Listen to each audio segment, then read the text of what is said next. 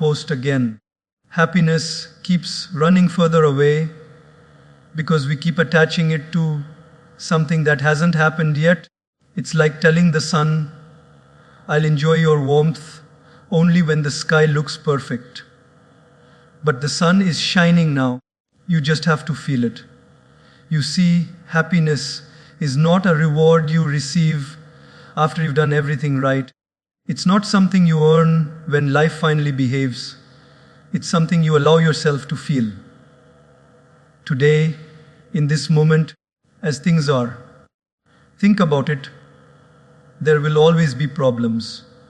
There will always be people who don't understand you, plans that don't go perfectly, dreams that take longer than you expected. If you keep waiting for the day when everything is perfect, you'll spend your entire life in emotional debt, waiting for a happiness that never arrives. When you postpone happiness, you give away your power. You say, I can only feel good when life gives me permission. But life doesn't always cooperate, does it? Some days it rains. Some days it hurts. Some days you feel lost. But even on those days, you can smile. Not because everything is fine, but because you have decided not to let circumstances control your peace. It's a choice, not a condition. You don't have to have everything figured out to be happy. You just have to look at what's already working in your life and say, this is enough for now. The secret is not to find happiness at the end of the journey, but to carry it with you along the way.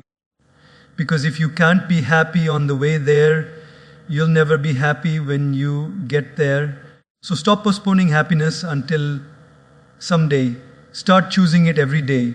Smile, not because life is perfect, but because you are learning to live perfectly within it. That's where true happiness begins. The very first thought you have when you open your eyes sets the emotional tone for your entire day. Most people, without realizing it, start their mornings in complaint.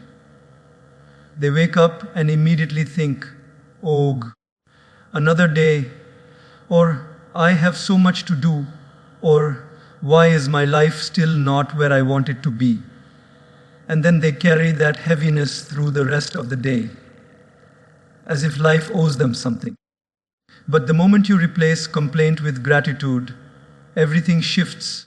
When you wake up and your first thought is, "Thank you," not to anyone specific, but just a quiet acknowledgement of the blessing of being alive, your heart softens, your mind clears, and your entire energy changes.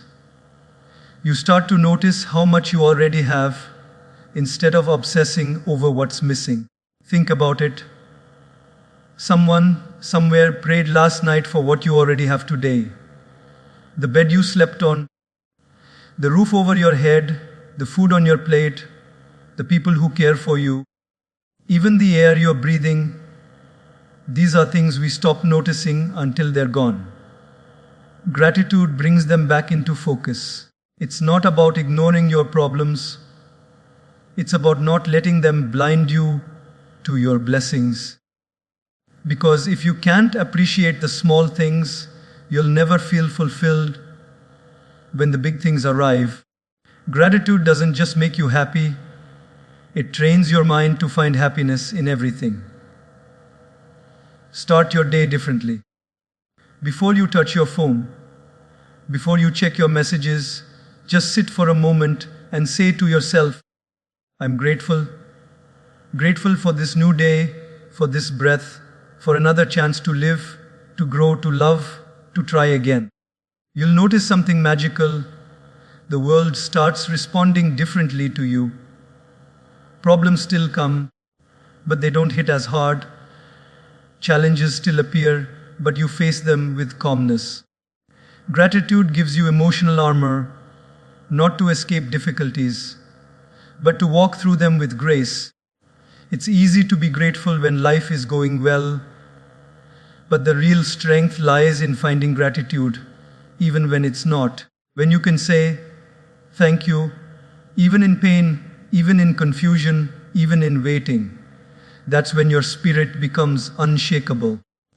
Because gratitude doesn't change what you see, it changes how you see. And when you start your morning with a heart full of thanks, you don't just have a good day, you create one. It sounds simple, but this one habit quietly steals more happiness than almost anything else in life. We live in a world where comparison is constant. It's in our phones, our conversations, even in our thoughts. You open social media and within seconds, you see someone who seems happier, richer, more beautiful, more successful, more loved. And before you even realize it, your peaceful mind becomes a battlefield of why not me? And when will it be my turn? Comparison is dangerous because it looks harmless. It disguises itself as motivation, but it slowly poisons your joy. You start measuring your worth with someone else's ruler, forgetting that every person is running a completely different race. Someone might be ahead of you in one chapter, but behind you in another. Someone might be celebrating their victory today, but you don't know how many nights they cried to reach there. You see the highlight, not the hard work. You see the success, not the sacrifices. The truth is, no two lives can be compared. You are a unique story written by a unique hand. Your timing, your lessons, your blessings, all are beautifully personal. When you compare, you insult your own journey by wishing it looked like someone else's. And the irony is, the person you're comparing yourself to might be looking at you, feeling the same envy, wishing they had your calmness, your simplicity, your resilience. So, what's the solution? Detach, not from people, but from the urge to measure yourself against them. When you scroll through someone's success, appreciate it without judgment. Say, good for them. And then remind yourself, my time will come. When a friend shares good news, celebrate it with a full heart. The more you learn to be genuinely happy for others, the lighter your soul becomes. Remember, a flower never competes with the one next to it. It just blooms. The sun doesn't worry if the moon is shining brighter. It knows when it's its turn to glow. Life works the same way. There's enough space for everyone to shine. Your progress doesn't have to look like anyone else's to be meaningful. Comparison keeps you stuck in scarcity. Gratitude moves you into abundance. Every time you feel that little sting of envy, take it as a reminder to refocus on your own path. Ask yourself, am I better than I was yesterday? That's the only comparison that ever matters. When you detach from comparison, you reclaim your peace. You stop living for applause and start living with purpose. You begin to see that happiness isn't in being better than others. It's in being better within yourself. So let them run their race. Let them have their moment. Your journey is unfolding exactly as it's meant to. You are not late. You are not behind. You are simply becoming. It sounds simple, but this one habit quietly steals more happiness than almost anything else in life. We live in a world where comparison is constant. It's in our phones, our conversations, even in our thoughts. You open social media, and within seconds, you see someone who seems happier, richer, more beautiful, more successful, more loved. And before you even realize it, your peaceful mind becomes a battlefield of why not me? And when will it be my turn? Comparison is dangerous because it looks harmless. It disguises itself as motivation, but it slowly poisons your joy. You start measuring your worth with someone else's ruler, forgetting that every person is running a completely different race. Someone might be ahead of you in one chapter, but behind you in another.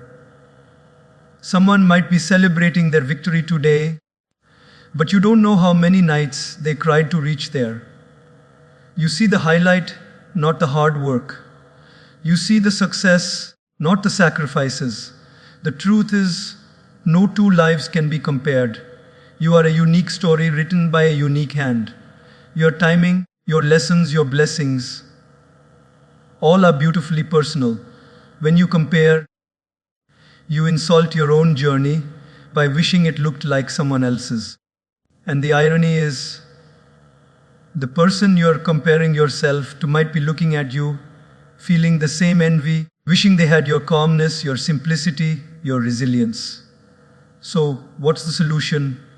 Detach, not from people, but from the urge to measure yourself against them. When you scroll through someone's success, appreciate it without judgment. Say, good for them. And then remind yourself, my time will come. When a friend shares good news, celebrate it with a full heart. The more you learn to be genuinely happy for others, the lighter your soul becomes. Remember, a flower never competes with the one next to it. It just blooms. The sun doesn't worry if the moon is shining brighter. It knows when it's its turn to glow. Life works the same way. There's enough space for everyone to shine. Your progress doesn't have to look like anyone else's to be meaningful. Comparison keeps you stuck in scarcity. Gratitude moves you into abundance. Every time you feel that little sting of envy, take it as a reminder to refocus on your own path. Ask yourself, am I better than I was yesterday? That's the only comparison that ever matters. When you detach from comparison, you reclaim your peace. You stop living for applause and start living with purpose. You begin to see that happiness isn't in being better than others. It's in being better within yourself. So let them run their race. Let them have their moment. Your journey is unfolding exactly as it's meant to. You are not late. You are not behind. You are simply becoming. That's where the real magic of happiness lies. We live in a world that constantly teaches us to ask, what can I get? More success, more likes, more comfort, more recognition. But very few ask, what can I give? And yet, those who do live the richest lives of all. Because happiness, my friends, doesn't grow when you chase it for yourself. It multiplies when you share it with others. Have you noticed? The moments that touch your heart the most are never the ones where you received something, but the ones where you gave something. Maybe you helped a stranger, comforted a friend, or simply listened to someone who needed to be heard. And afterward, you felt something pure, something peaceful, that quiet sense of, this is what life is meant for. That feeling is not coincidence. That is the human soul recognizing its purpose. You see, when you focus only on seeking approval, seeking attention, seeking rewards, you live in constant hunger. You always need more. You start to measure your worth by what you collect. But when you start serving, when your heart beats for others, the hunger disappears. You no longer chase happiness, it flows through you. Because service connects you to something bigger than yourself. The happiest people are not the ones who have everything, they are the ones who give even when they don't have much. There's a story of a poor man who had only one piece of bread. Instead of keeping it for himself, he shared half with another hungry man. That night, he slept with an empty stomach, but a full heart. That's the paradox of giving. When you give to others, you never lose, you grow. Service doesn't always mean charity or money. Sometimes it's just kindness, a smile, a helping hand, a word of encouragement. Even listening without judgment can be an act of service. Every small gesture carries energy. And when that energy is pure, it always returns to you in some form or another. There's a reason why those who live for others radiate peace. Their joy doesn't depend on what's happening around them, but on what's flowing from them. You'll notice this. The more self-centered your world becomes, the heavier your heart feels. But the moment you do something selfless, even a small act, you feel light again. Because the heart wasn't made to just take. It was made to give. Think about it. The sun doesn't ask for applause before it shines. The river doesn't expect gratitude before it flows. Nature's greatest forces give endlessly, and that's why they never run dry. The same applies to us. When we learn to live in service, when we ask, how can I make someone's day better today? Life starts giving us back in unexpected, beautiful ways. Happiness isn't hiding in achievements or possessions. It's hiding in contribution. Every time you make someone else smile, a part of your own heart heals. Every time you lift someone up, you rise a little higher yourself. So don't just seek happiness, serve it. Be the reason someone believes kindness still exists. Be the warmth someone feels after a cold day. Because when your life becomes about giving, your heart will never feel empty again. These 4 words can heal a lifetime of pain, yet they're the hardest to live by. Every one of us has been hurt, disappointed, or betrayed by someone we trusted. Maybe it was a friend who lied, a loved one who walked away, or a stranger who broke your faith in people. The natural reaction is to hold on, to replay the moment, to question why it happened, to carry the bitterness as if it protects us. But the truth is, holding on doesn't protect you. It poisons you. When you refuse to forgive, the wound doesn't close, it festers. You carry the person who hurt you everywhere you go.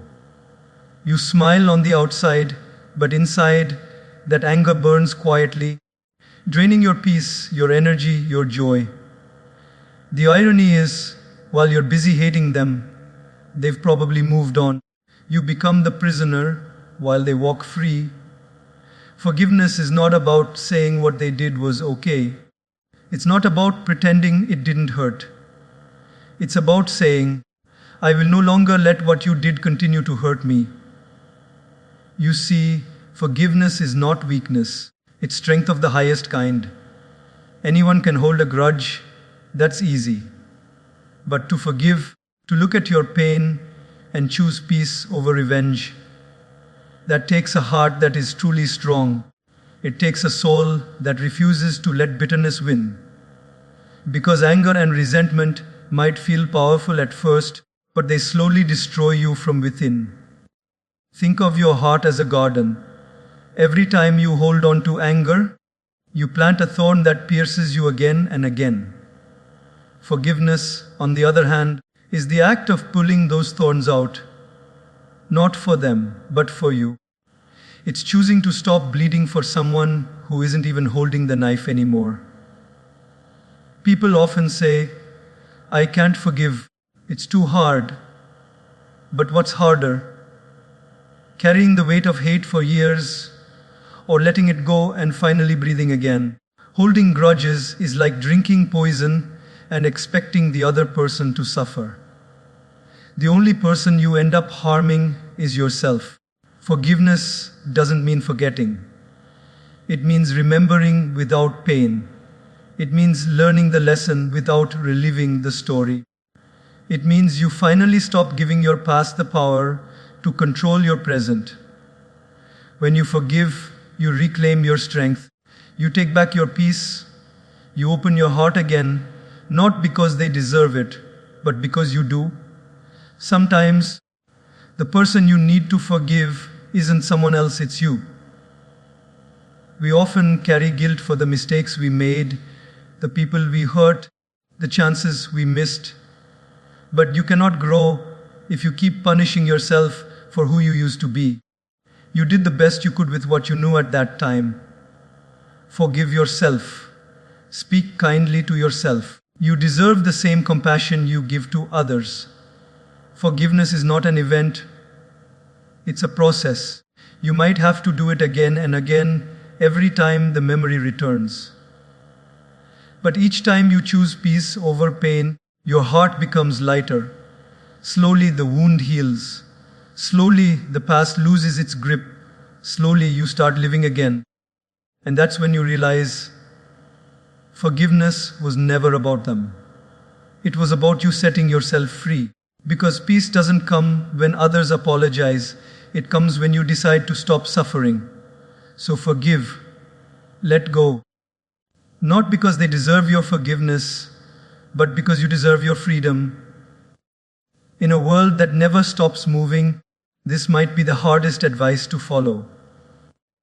Everywhere you look, people are rushing to work, rushing to achieve, rushing to prove their worth.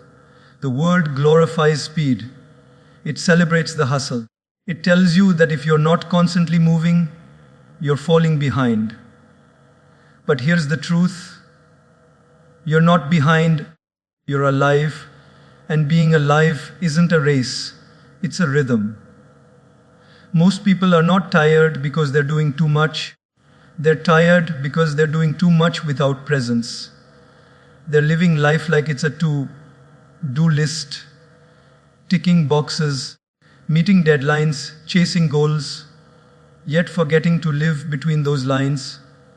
You wake up, check your phone, rush through breakfast, scroll through comparison, stress through the day, and fall asleep wondering why you feel so empty. You're breathing, but not really alive. When was the last time you simply stopped, just sat silently, closed your eyes, and felt your breath, the air moving in and out? That one small act, that simple moment, is enough to remind you peace is not somewhere out there, waiting to be found. It's right here, inside you. But to feel it, you have to slow down. Life isn't meant to be a blur. The beauty of life hides in the moments we rush past. The sound of rain, the smile of a stranger, the warmth of your tea, the stillness of dawn. We miss all of that because we're too busy chasing what's next. The mind says, go faster. But the soul whispers, slow down, you're missing the view. When you slow down, you start to see things clearly. You realize that not everything needs to be done immediately. Not every problem needs to be solved right now. Some things heal with time, some answers come with silence, and some peace is found only in stillness. The more you push, the more resistance life gives you. But when you breathe, when you release control, everything starts flowing naturally again. The breath is your anchor. It's your reminder that the present moment is all you truly have. You can't breathe yesterday's air, and you can't inhale tomorrow's. You only have this breath. And in this breath, you can choose peace, you can choose calm, you can choose to be here. Sometimes, slowing down feels uncomfortable because the silence reveals everything we've been avoiding. The unprocessed emotions, the buried thoughts, the hidden pain. But that's exactly why you need to slow down, because healing only begins when you stop running from yourself. There's nothing noble about burnout. You don't prove your worth by exhausting your body and draining your soul. You prove your worth by honoring your limits, by listening to your body when it says, rest. Rest isn't laziness, it's maintenance. Even the most powerful machines shut down to recharge. Why do you think you should be any different? When you slow down, your relationships deepen too. You start listening, really listening, not just hearing to reply. You begin to notice the people you love, not just exist around them. You start finding joy in little things, the things that were always there, waiting for you to notice. Slowing down doesn't mean stopping your dreams. It means walking toward them with awareness. Because life isn't about how fast you get there. It's about how present you are on the way. The most peaceful people are not the ones who have less to do, but the ones who have learned to move calmly, even through chaos. So today, pause, breathe, feel your heartbeat. Look around, you're here, you're alive. That's enough. You don't have to rush to catch life. Life is already happening. You just have to slow down and breathe it in. This one simple shift can completely transform your peace, your relationships, and your inner strength. Every day, life gives us countless moments that test our patience. A rude comment, an unexpected setback, a disappointing outcome, or someone who simply misunderstands us. And in those moments, we're faced with a choice. Do we react instantly out of emotion, or do we respond calmly out of awareness? The difference between the two may seem small, but it defines the entire quality of your life. Most people live in reaction mode. Something happens, they get angry. Someone says something, they get offended. Plans change, they panic. They let the world pull invisible strings, and they dance to every external trigger. But those who master themselves, who learn to respond instead of react, become unshakable. They're not cold, they're conscious. They don't let the chaos around them decide the calm within them. When you react, you give away your power. You let others control your emotions. But when you respond, you reclaim it. You decide how you want to feel, how you want to behave, and what energy you want to bring into that moment. That's what emotional intelligence really is. Not suppressing your feelings, but directing them wisely. Think of your mind as a lake. When someone throws a stone into it, the surface ripples. If you immediately react, those ripples turn into waves that disturb your clarity. But if you stay still, the ripples fade, and soon you can see your reflection again. Silence and patience are the bridges between reaction and response. People often believe reacting quickly makes them strong. But strength isn't about how loud you can shout or how fast you can reply. True strength is remaining kind in an unkind situation. It's being able to pause when every part of you wants to explode. It's the art of holding your peace, even when someone else tries to steal it. You see, reaction is instinct, it's automatic, but response is awareness, it's chosen. Animals react, humans are meant to respond. Every time you pause before replying, every time you breathe before judging, you evolve a little more. You become the master of your emotions, not their slave. Imagine someone insults you. If you react with anger, you've let them control your mood. But if you respond with calm, you've shown that your peace is not for sale.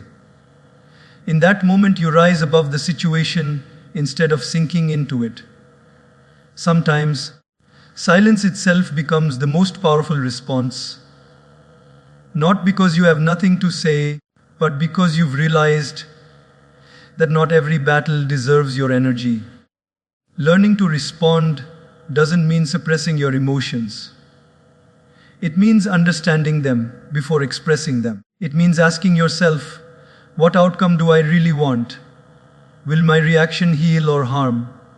Most of the time, when we act from impulse, we regret it later. But when we act from awareness, even our silence carries wisdom. This is something spiritual teachers, psychologists, and thinkers all agree on. The pause between stimulus and response is where your freedom lies. That small moment, that breath, that second of reflection, it's where peace begins. And the more you practice it, the stronger it becomes. Start small. When someone irritates you, breathe instead of bursting. When plans go wrong, observe instead of complaining. When someone criticizes you, listen, not to agree, but to understand. Every pause strengthens your inner calm. Every act of restraint builds your emotional muscle. Because the truth is, Reacting might make you feel powerful for a moment, but responding makes you powerful forever. The person who can't control their emotions will always be controlled by others. But the one who can stay grounded in chaos becomes unstoppable. So, next time life throws its tests your way, don't rush to react. Smile softly, take a deep breath, respond with intention, not impulse. That's where true maturity begins. When you stop being driven by emotion and start being guided by wisdom. It sounds simple, but look around. The world has forgotten this truth. Everywhere you see people chasing things: cars, phones, brands, houses, status symbols, as if they define who we are. We live in a time where relationships are becoming temporary and objects are becoming permanent. We polish our screens more than our souls, and we check our messages more than we check on people. We've mistaken the glitter for gold.